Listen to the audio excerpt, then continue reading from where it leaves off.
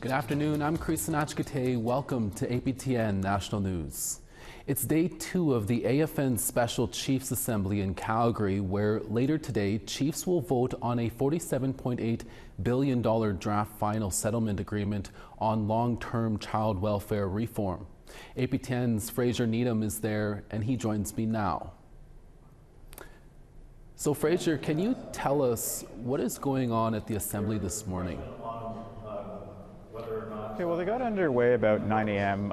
Calgary time, and I know there has been a lot of talk for the need for consensus at this assembly, but in reality that hasn't really been the case, and they haven't really been able to get even consensus on the agenda. So there was, as was yesterday, was a debate on the agenda, and they got it amended. So it now includes a special panel of regional experts that are going to speak on the FSA, so that will delay things a little bit.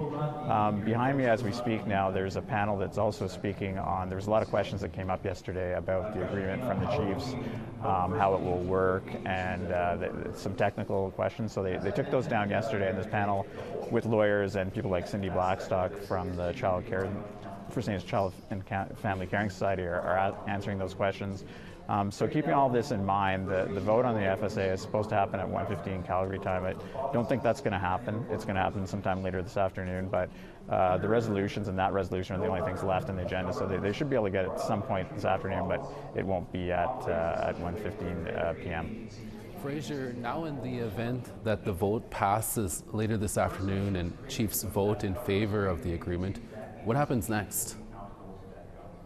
Well, that is a really good question. And as you know, you once worked in Ottawa as well and followed the parliamentary process. Now, it's really important to note that the extra $27.8 billion that was added to the initial $20 billion that was set aside for long-term child welfare reform was not in the last budget. And so that means the federal government's got to find the money somehow. That could be done through a special warrant. And I don't see that happening right away. There's a lot of issues, or it could be found in the next budget. So we're looking then, several months away before that is even allotted. And we're also in an unstable situation, as you know, in Ottawa with a minority government that could fall at any time, right? So when this money is actually going to flow is a really good question. And we all know that the compensation money none of it has flowed yet. And we also know the Trudeau government doesn't do anything quickly. So it really depends, even if the Chiefs do vote in favor, if any of this would happen before the next election, from what I see. Well, we'll have to leave it there, Fraser. That's Fraser Needham reporting live from Calgary's BMO Centre. Thank you, Fraser.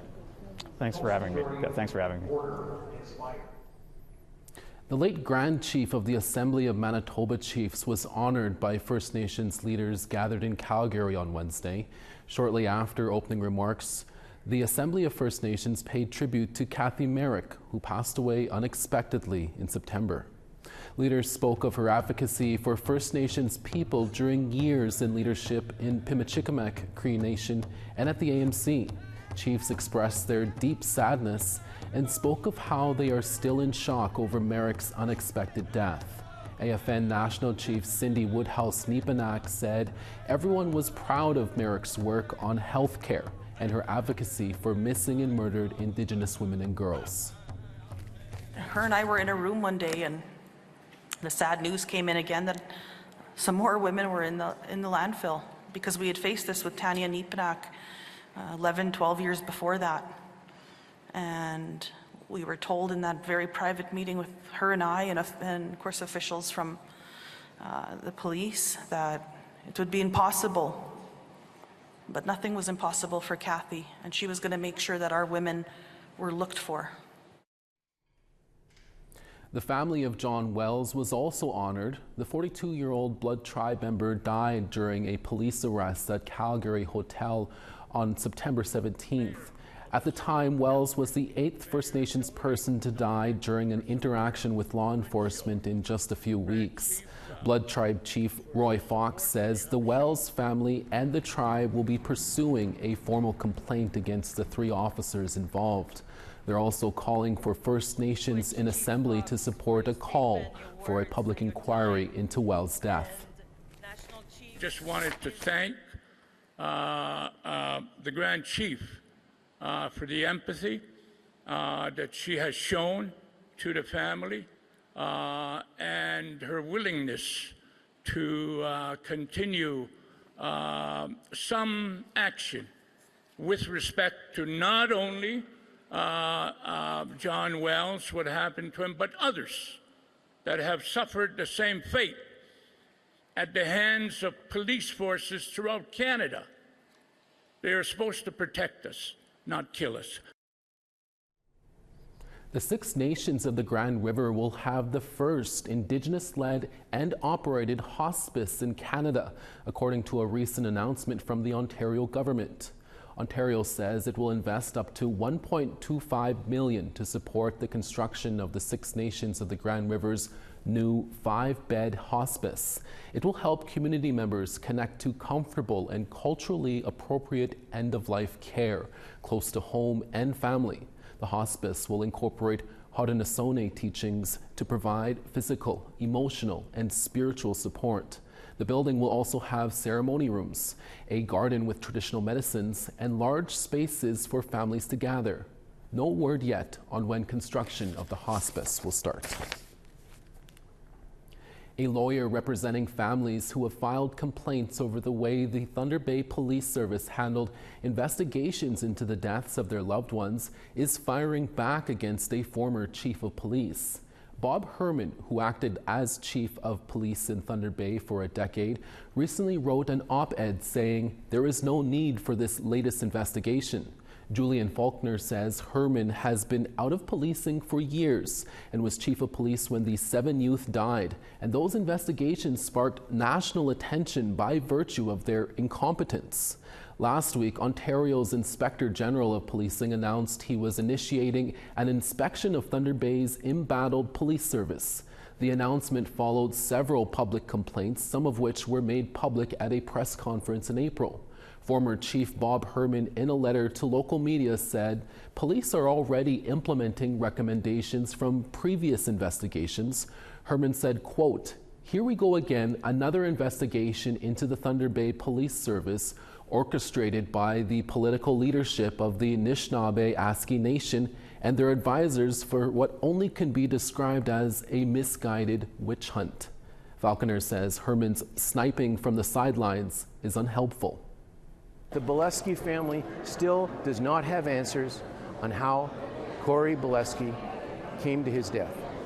Today, as we sit here in mid-October 2024, the family of Jenna Osberg do not have answers on how she came to her death. All the op-eds in the world by former chiefs of police won't fix that. We need competent death investigators. We need non-racist, informed, culturally sensitive investigations. Indigenous people don't have that in Thunder Bay. On Tuesday evening in Winnipeg, a vigil was held for Elias Whitehead, who died in police custody last year. His partner, Jody Beardy, and supporters say they have not stopped fighting for justice. The 37-year-old man died just over a year ago on October 15th after going into medical distress following an encounter with Winnipeg police officers. According to a Winnipeg police news release, the officers were responding to a male running into traffic and acting erratically. Video taken by witnesses showed police officers punching and kneeling on Whitehead while he was pinned to the ground. Before his death, Whitehead, who is a member of the Webequie First Nation in Northern Ontario, was set to graduate with his heavy equipment operator certificate. At the vigil, supporters held signs calling for justice and an end to Winnipeg police violence. Dakota Spence is Whitehead's partner's cousin. Tonight is about commemorating and remembering our fallen brother Elias Whitehead. My cousin here reached out to me Friday to see if I could help out organize a vigil. We were able to do two things. Yesterday at Sherbrooke and Elias, we got together from 2 to 5 p.m. to make posters for tonight's vigil. And tonight we just got some people from the community to come out and join us in this memorial. You know, it's tragic. You know, it was a very bad experience that shouldn't have happened. But you know, we just want to call to justice and, you know, have the officers involved brought to justice. The Independent Investigations Unit has not concluded its investigation into Whitehead's police-involved death. That investigation began more than 1 year ago. A Manitoba government spokesperson told APTN News that the IIU does not comment on active investigations. We're always looking for your feedback or story ideas. Here's how you can continue the conversation. If you have a story you want to share, send us an email to news@aptn.ca. To read and watch our stories, go to aptnnews.ca. You can also find us online on your favorite social media sites, including TikTok, YouTube, LinkedIn, and X. Follow APTN News to join the conversation and see our latest stories. After many years, the Mississauga First Nation is finally receiving age-old remains of one of its members from the Canadian Museum of History. We'll tell you about that story when we come back in about 3 minutes.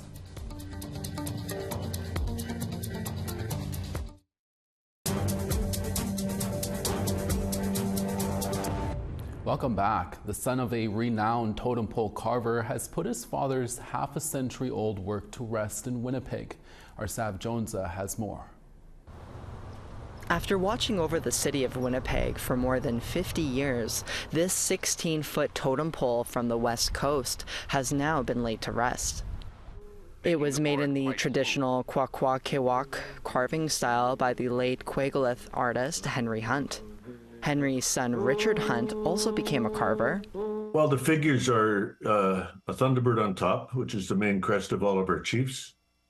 The bottom figure is a chief holding or wearing a chilkat blanket. He went to give the totem pole a fresh coat of paint in 2022 when he realized it was instead time to let it decay naturally. I realized that the pole was too rotten. And the top part was, I could have pulled the beak off and you could see right down the middle. If it was in my village, we just lay it down and let it go back to the earth. So they thought that was a great idea, and I'm happy that they did it. The totem pole was unveiled on the Manitoba Legislative Building grounds in 1971 in commemoration of British Columbia's 100th anniversary of entering Confederation. It's now laid in a flower bed on the grounds, facing east and west. It's made of cedar, an important wood for the Quaglith. Well, we consider the cedar tree the tree of life. Like it's used for everything. When you're born, you're put in a cradle made out of cedar, and when you die, you're put in a box made out of cedar. Hunt says the pole has seen a lot of changes in the world over the last 50 years, like the election of Manitoba's first premier of First Nation descent. He believes totem poles like this, which can be found around the world, need to be better taken care of by the appropriate people.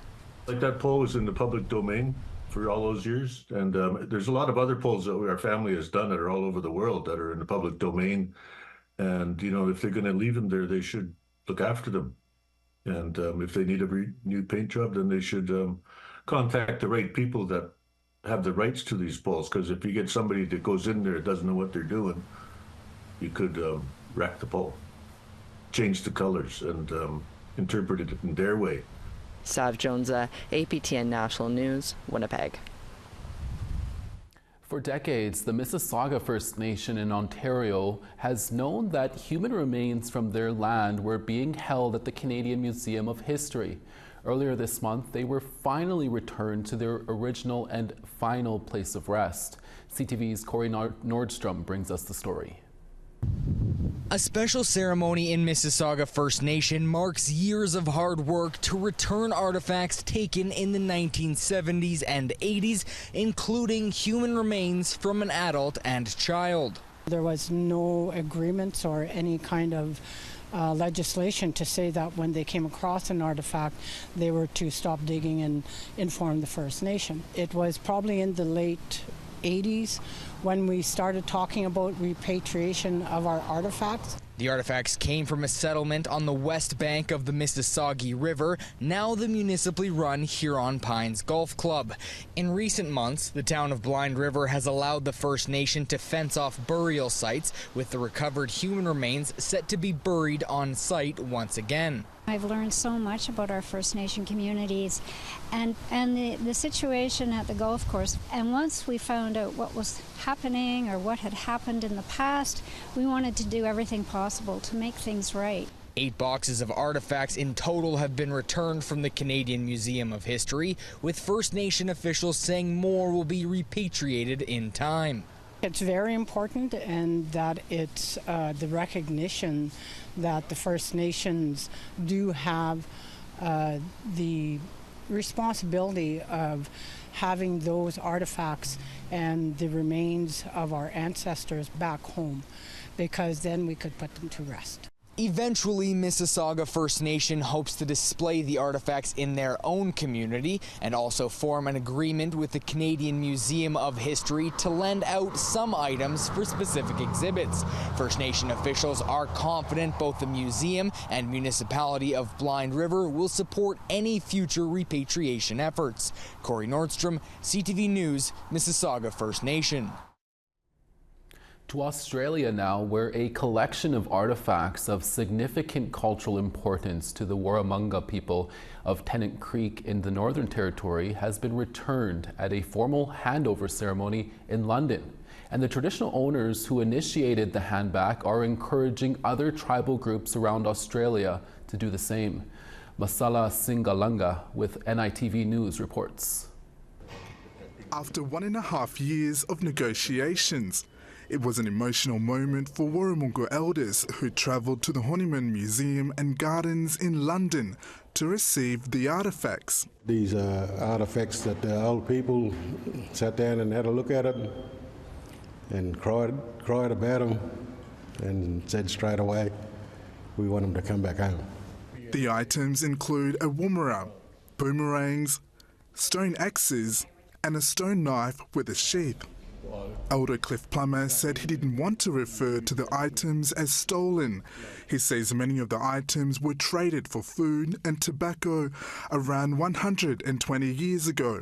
He says that he and fellow Warramunga elder Uncle Bill Arkid Jagamara have been leading the movement to repatriate artefacts. Well, it'll give some other tribal groups a wake-up call too, they'll probably get up and contact the ATSEA team and whoever, speak to us.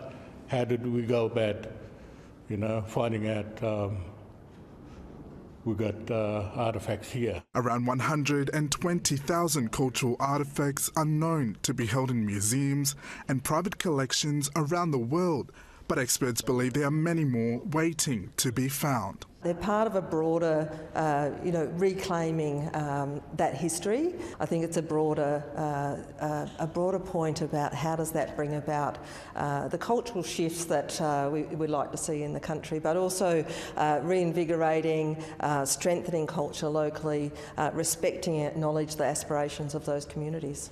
These treasures will eventually be displayed in the Ninkanuyu Arts and Cultural Centre in Tennant Creek. Masala Singalanga, NITV News. We now want to tell you about this week's web poll question. Over on our website we ask, is the Trudeau government wavering when it comes to reconciliation on the legacy of residential schools? Your answers are yes, no, or unsure. Go to aptnnews.ca to have your say. Coming up next, we'll bring you updates of this week's Nation to Nation and APTN Investigates. We're back in less than 3 minutes. Stay with us.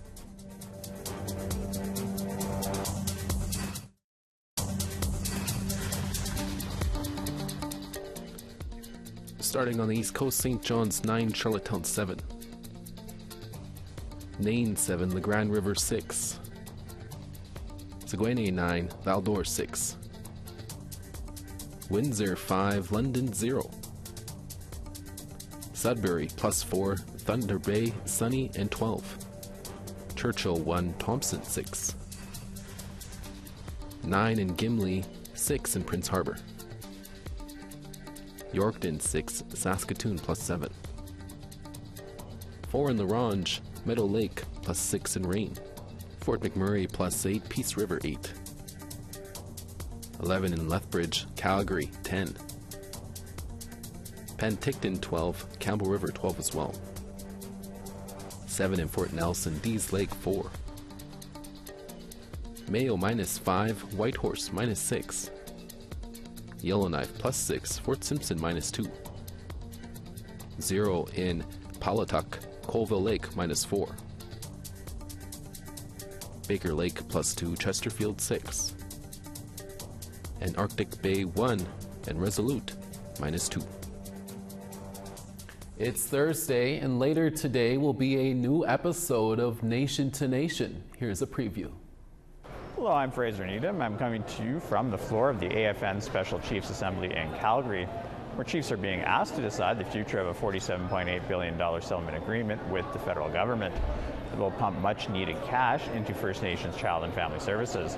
Last week, the Chiefs of Ontario ratified the deal, and I'll speak to AFN Ontario Regional Chief Abram Benedict on why they did that.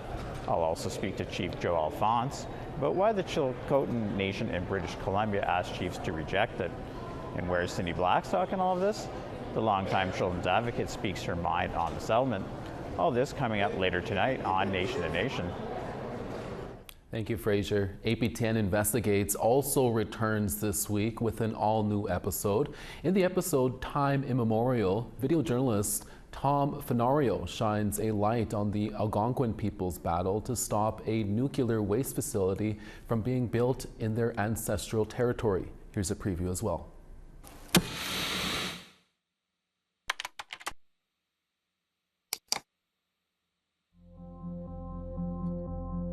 There's a point where the Ottawa River widens to make way for a series of islands.